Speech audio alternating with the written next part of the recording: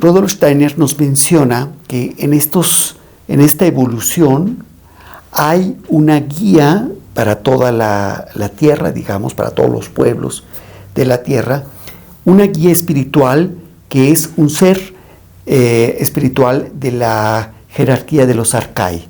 Es decir, tenemos, de acuerdo con la escuela de Atenas, digamos, de Dionisio de el Areopagita, la escuela fundada por San Pablo, estas jerarquías, estas 9 jerarquías espirituales, y la que está más cerca del hombre es el ángel, sigue el arcángel y luego sigue el arcai.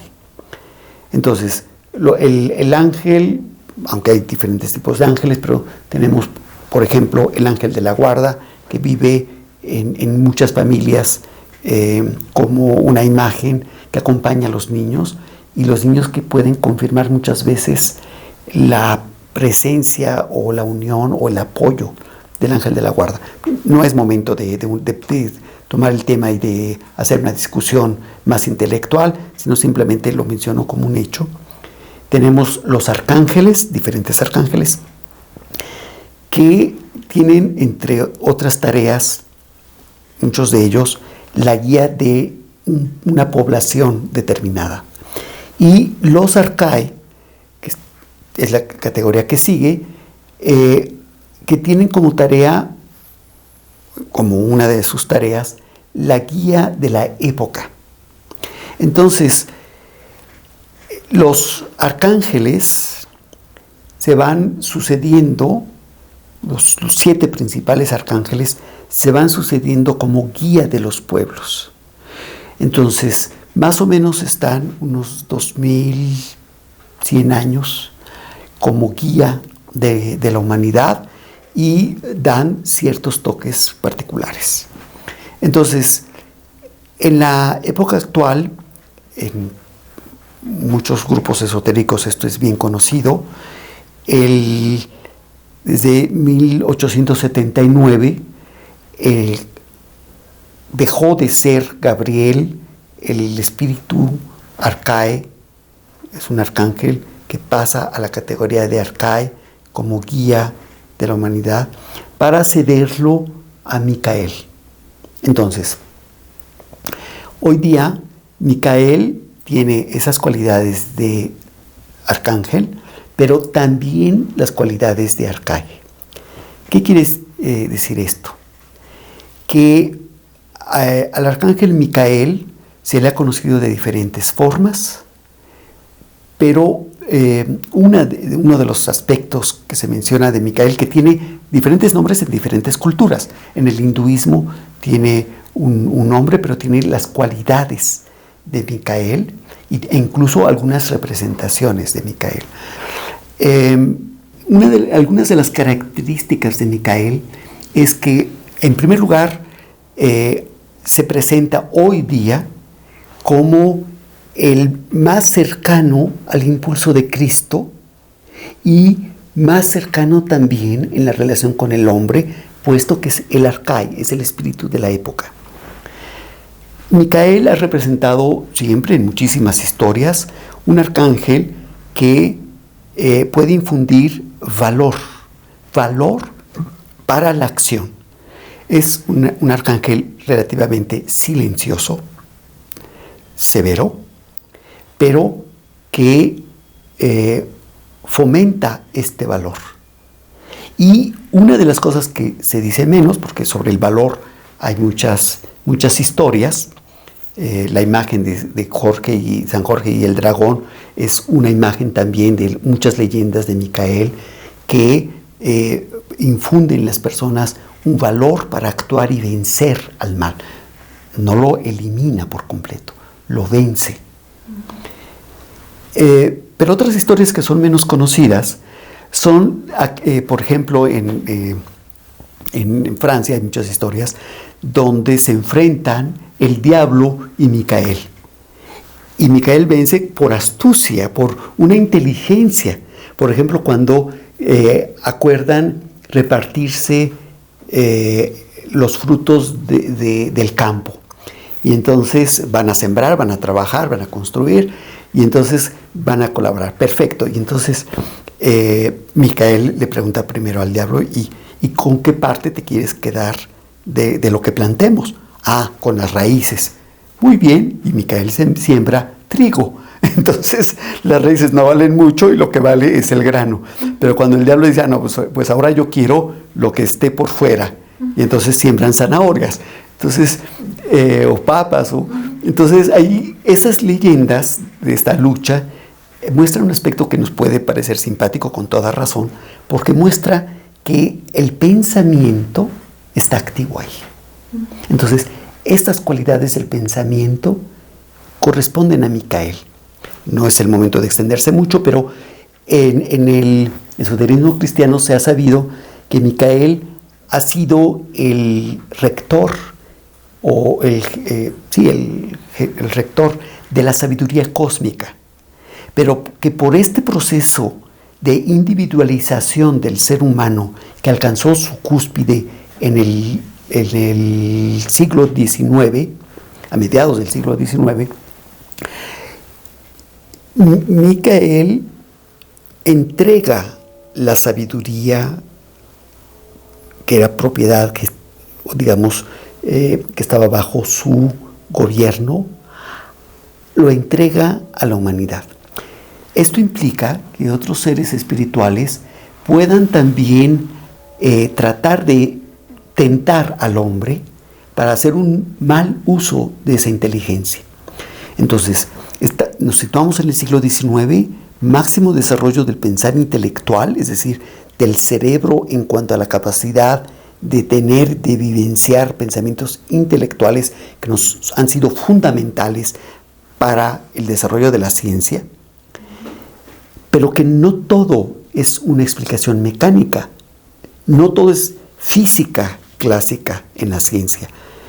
La ciencia que tiene que ver con la vida ya no puede basarse en esos pensamientos fantásticos, pero abstractos, sino que requiere en primer lugar, de una observación diferente, de mantener el rigor científico, pero ampliarlo a los procesos vivos. Y hoy día, sobre todo cuando hemos estado en confinamiento y tenemos que encontrarnos con nuestros propios demonios, con nuestra propia interioridad, con nuestro cuestionamiento de por qué y para qué de la situación actual y de nuestro propio actuar, entonces el tener este conocimiento de que Micael es el arcángel de la época y que tiene esas cualidades de dar un nuevo impulso al pensar del ser humano, pero un impulso que ya no va a estar bajo el régimen de una comunidad o de los ancestros, y como así se hacía antes, ahora se tiene que seguir haciendo de la misma manera, sino está bajo la égida de la individualidad, porque el ser humano no podría haber llegado o no podrá llegar a ser libre si no puede trabajar él mismo en el desarrollo de su pensar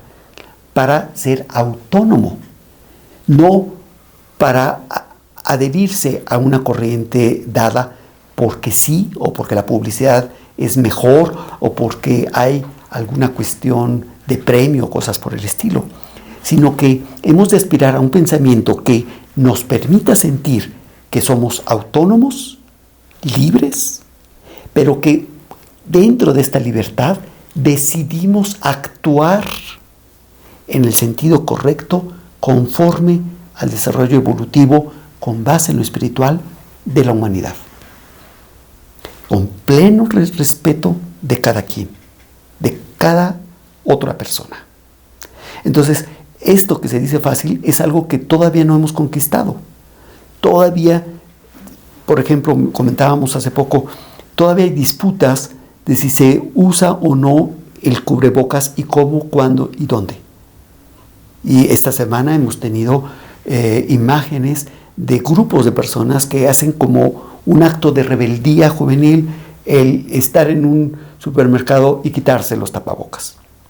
Entonces, entre el miedo injustificado o no al contagio y el respeto a los demás para la sana convivencia, hay una gran diferencia y nos damos cuenta de que las personas están en el pro o en contra, pero no hay muchos más argumentos. Y llegamos casi a un fanatismo de los que defienden a ultranza que sin cubrebocas es el fin de la humanidad, y otros que dicen que es una plena manipulación. Y descubrimos que puede haber manipulación de cualquiera de los dos lados. Entonces, cuando estamos en esa situación de pros y contras y no hay solución que convenza a la gente, quiere decir que no estamos planteando bien el problema, que nuestro pensar intelectual ya no nos basta para poder resolver los problemas de hoy día, sino que tenemos que aspirar a desarrollar ese nuevo pensar basado en un rigor que no es un rigor que yo quiera imponer hacia los demás, sino un rigor que comienza conmigo mismo, en mi pensar, y que me hace ver que en mi vida de sentimientos puedo tener un caos. Pero que este pensar aclara y fortalece mis sentimientos. Y que entonces mis acciones comienzan a convertirse en acciones iluminadas por un pensar que trabaja en sí mismo, y puedo dirigir mis acciones con un poco más de conocimiento de causa. Porque hemos de llegar a descubrir que detrás de todo el mundo sensible, de todo el mundo natural, se encuentra un mundo espiritual. Comenzamos por nosotros mismos, en donde si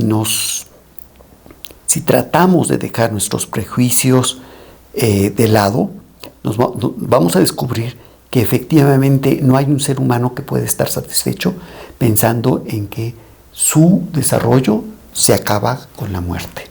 Así como la muerte de la naturaleza es aparente, es en una cierta medida, pero continúa la vida natural, también la esencia del ser humano es de origen espiritual. Por eso, aunque tengamos mucho confort, muchos aspectos materiales, no descubrimos una verdadera felicidad hasta que nos damos cuenta de cómo es nuestra vida anímica y cómo podemos hacer un avance en lo espiritual, porque en el desarrollo espiritual no tenemos limitaciones más que temporales. Entonces, esto es uno de los mensajes de Micael. Pero hoy día, después del hecho de Gólgota, ningún ser espiritual se va a convertir en un guía impositivo al ser humano, porque si como ser humano hemos de llegar a ser una jerarquía espiritual del amor y de la libertad, el principio de respeto y de paciencia viene también en primer lugar del mundo espiritual. Entonces, hoy día el camino es, primero, estudiar qué más hay de este mundo espiritual, cómo puedo aprender a desarrollar un pensamiento que me dé, por un lado, no el sentimiento de estar bien, sino la certeza de que lo que hago a lo mejor no es lo que hubiera hecho antes, sin la reflexión, pero que es algo que es acorde con lo demás. Y dos características son importantes considerar de este nuevo tipo de pensar. Me enseña a respetar al otro. Claro que podemos tener fricciones de una manera natural, exaltarnos, gritar, etc. Pero tras la reflexión podemos decir, ¿sabes qué? Disculpa, si alcé la voz, tenías razón. Pero mira, yo lo que quería ver era esto y esto, ¿no? O nos desviamos en la discusión porque cada dos personas traen su propia historia y entonces a veces se manifiesta en el intercambio. Pero entonces comenzamos a ver que el cultivo del pensar tiene muchas facetas y hay muchas formas de hacerlo. Eso lo tenemos que aprender. No quedarnos limitados con que alguien sienta que nació listo y va a ser listo toda la vida, porque tenemos muchísimos ejemplos de que no siempre la edad porta madurez y sensatez, ¿no? A veces son sentimientos más tranquilos, a veces, pero el pensar cuando se estudia un poco más tanto su generación como su relación con el ser humano, el pensar es algo que ocurre en nuestro interior y que por lo tanto puedo llegar a tener una plena certeza de con qué se relaciona.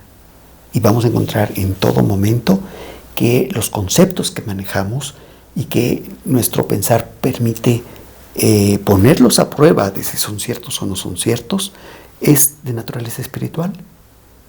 Y que es nuestra individualidad, nuestro yo, en nosotros, gracias al pensar, que podemos adquirir un conocimiento real, ¿no? Permanente.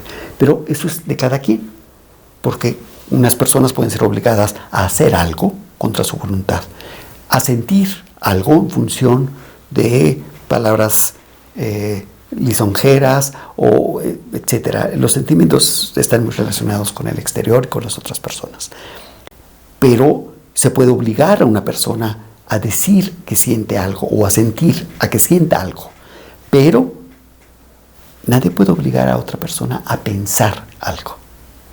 Se intenta con la manipulación, pero una persona que fortalece o que adquiere la costumbre porque descubre que puede fortalecer su pensar, no un pensar como en los años 60 a veces se decía, desarrolle la mente para controlar la mente de los demás.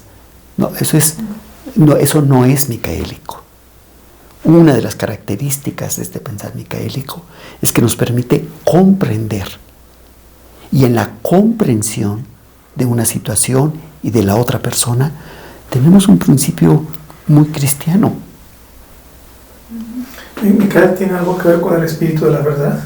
Sí, claro, es el espíritu de la verdad. Okay. Por eso yo decía, está tan ligado con el Cristo. Pero, digamos, no va a actuar si el ser humano no prepara el terreno para actuar. Entonces, cuando nos acercamos al festejo de Micael a finales de septiembre y tenemos todo el desarrollo del otoño, vemos que poco a poco la naturaleza va muriendo, pero en nuestro interior comienza a haber una fuerza particular que es el momento idóneo para cultivarla, y ojalá la usáramos como para reflexionar, para meditar un poco más, para estudiar y conocer más sobre el mundo espiritual, y entonces descubriremos muchas de las cualidades de Micael. Ese respeto al actuar del hombre, por muchas tonterías que hagamos. Hay una confianza plena, pero no es del momento actual el que nosotros como adultos tomemos actitudes que pueden aceptarse en niños o en adolescentes, sino que hemos de decir, hay muchas cosas que no entiendo como adulto, pero al menos hoy día podemos decir abiertamente, hay un camino que es el estudio de esta sabiduría que ha tenido Micael, que hoy día está al alcance de cualquier persona, no de una élite o de un hijo de rey, sino al alcance de cualquier persona, porque tiene que partir de la individualidad. Y algo que es muy, muy importante, a través del cultivo del pensar, yo tengo que querer pensar. Pero si estudio las características y los caminos en los cuales puedo vivenciar este pensar, resulta que ha de partir del yo, es decir, del respeto de la individualidad y de una decisión individual por hacerlo. Pero entonces esta individualidad, este yo, descubre algo muy especial. En la actualidad, hablamos en la calle normalmente, la mayor parte de la gente tiene metas. Un joven que está estudiando tiene sueños de qué puede hacer y llega a los 30 años y dice, bueno, ahora sí el mundo está a mis pies, yo voy a hacer y a deshacer y voy a tomar esta estrategia y yo quiero adquirir esto y esto y esto material. Garantizado, va a sufrir. Si incluye su desarrollo interior, va a poder equilibrar las cosas. Pero con este cultivo del pensar, que nos permite comprender muchas situaciones, resulta que entonces podemos llegar a adquirir la conciencia de que lo que yo llamaba yo, mi individualidad, es un servidor. Es un servidor. Y entonces encontramos esas palabras paulinas que son una inspiración micaélica. No yo, sino Cristo en mí. ¿Qué quiere decir? Que yo, como soy una individualidad, voy a encontrar la salud, el equilibrio anímico espiritual cuando logro vivenciar por decisión propia que he de trabajar al servicio del mundo espiritual. Entonces comienzo a entender algunos de los preceptos cristianos.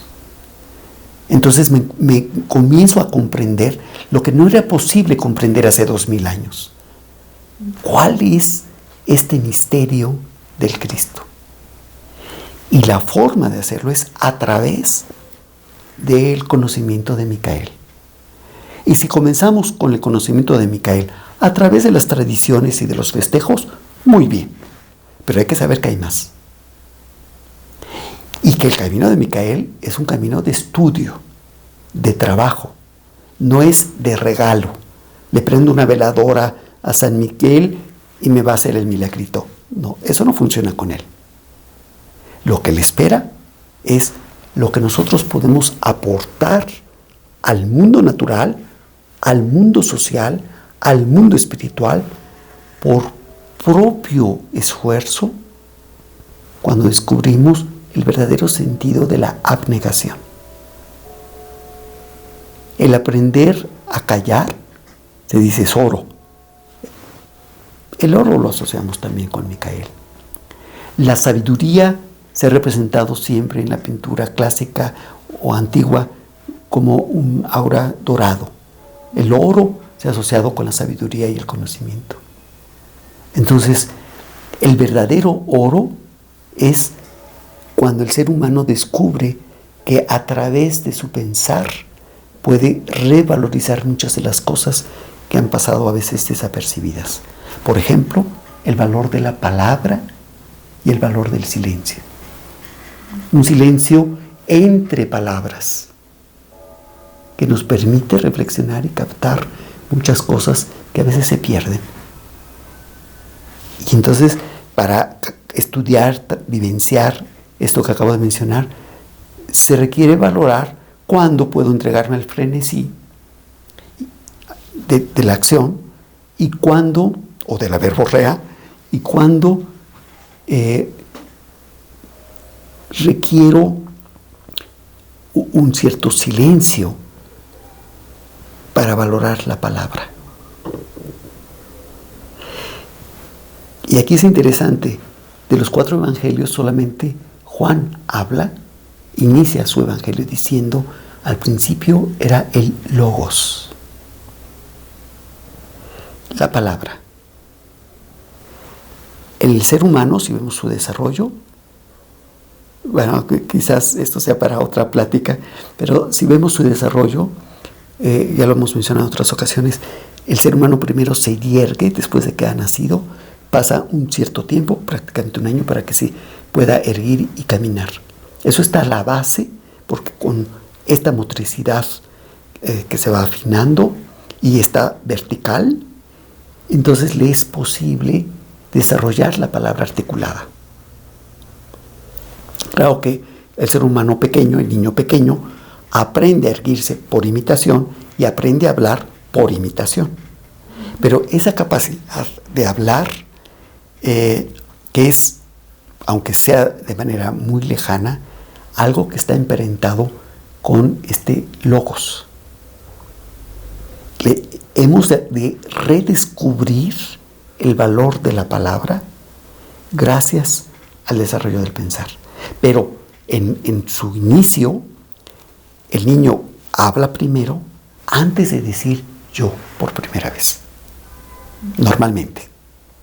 Es decir, antes de vivenciar que puede decir ya no Juanito, sino yo quiero leche, ¿no? Entonces, estas vivencias que ocurren en los 3 primeros años de la vida de todo ser humano son de la mayor importancia para que el adulto se dé cuenta de que no se trata de una doctrina dada o no, sino de ver con otros ojos muchos fenómenos que están cerca de nosotros.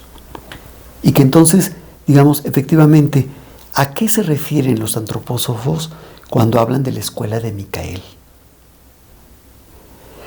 ¿Cuáles son esas otras historias y leyendas sobre Micael? Es otra aproximación, no solamente las fiestas, sino escuchemos, conozcamos la historia del Monte San Michel, de las leyendas que hacen intervenir a Micael. Y vamos a descubrir muchas cualidades que nos son necesarias en la época actual y en particular cuando nos enfrentamos ante algo inesperado para la mayor parte de la gente, ¿no? Una enfermedad que de diferente manera, pero ha estado en la mayor parte de los países del mundo. De diferente manera. Bueno, yo he querido llevar esta plática,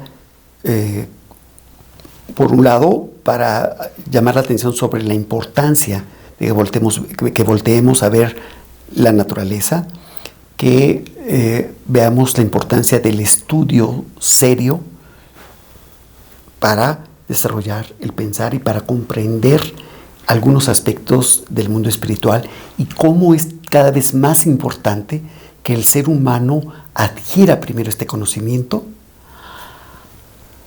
y corrobore cada persona en su interior la veracidad de lo que estamos planteando.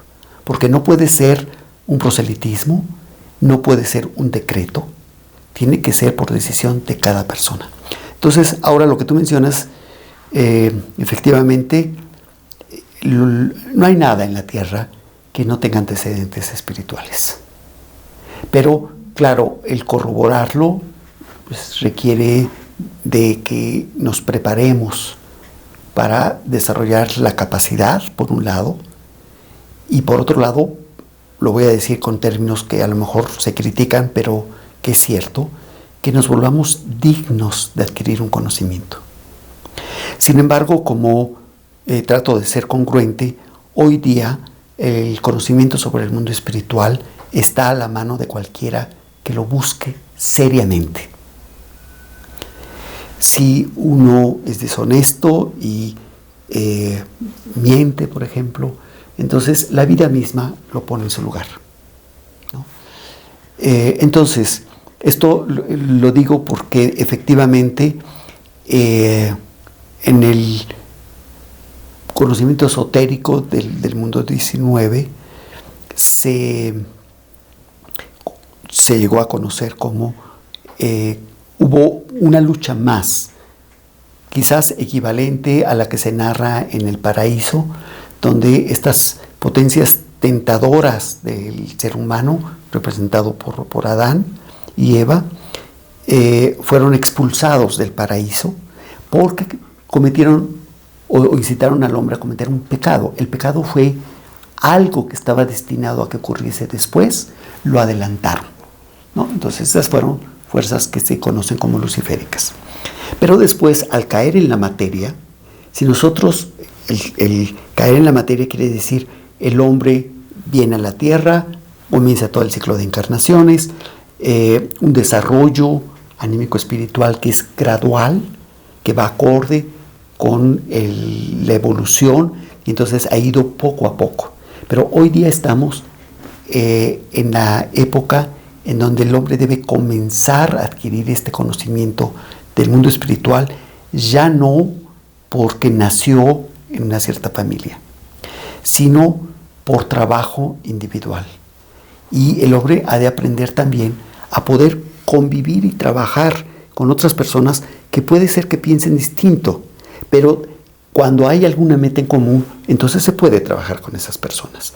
Entonces, aquellos que se interesan por el conocimiento del mundo espiritual van a encontrar material y van a encontrar a otras personas con las que se puede profundizar. Entonces, nada más porque hiciste la pregunta, lo contesto de esta manera.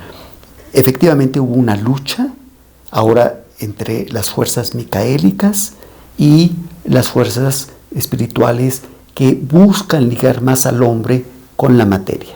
son las fuerzas arimánicas, se conocen también de esta forma. Este ligarse en exceso con lo material es algo que se refleja hoy día cuando queremos mecanizar todo.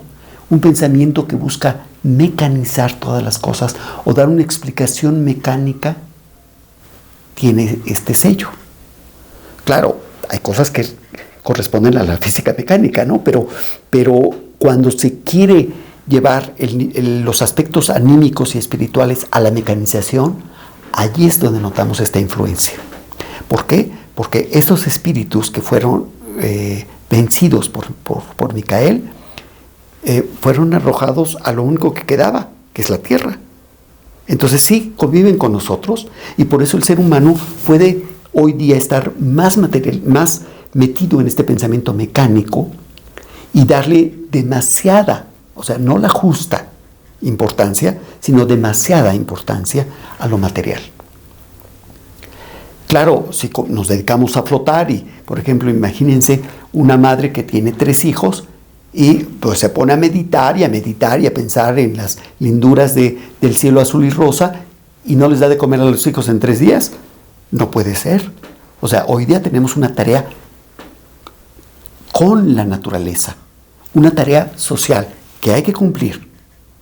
Pero eso no quiere decir que podamos seguir nuestro desarrollo si solamente nos ocupamos de eso material o eso práctico, sino que somos seres del mundo natural, pero también somos seres del mundo espiritual.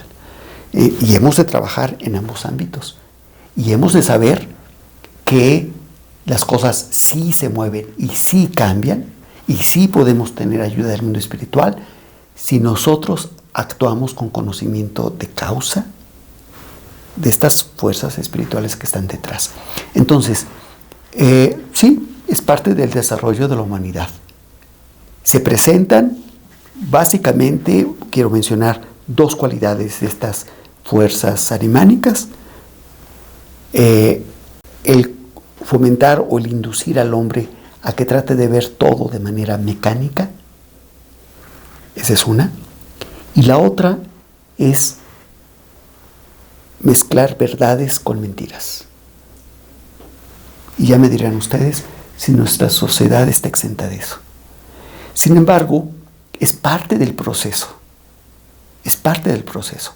Y solamente cuando, ahí sí por destino, nos encontramos con otras personas que nos dicen, oye, hay estos aspectos que tienen que ver con el mundo espiritual y se pueden estudiar hoy día.